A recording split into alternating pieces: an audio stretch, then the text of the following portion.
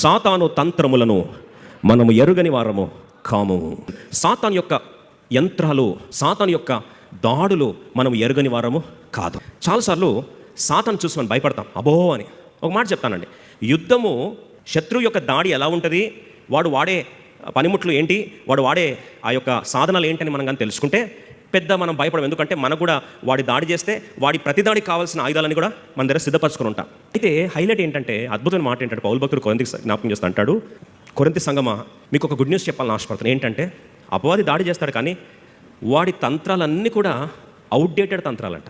Outdated అంటే expiry date అన్ని రొట్ట formula అదే చేస్తాడు.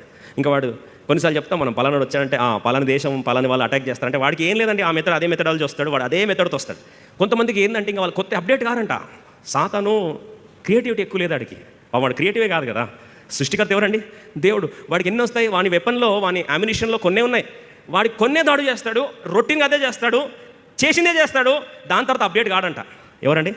సాతాను. మీరు అనొచ్చు, సాతాను అప్డేట్ కాడు.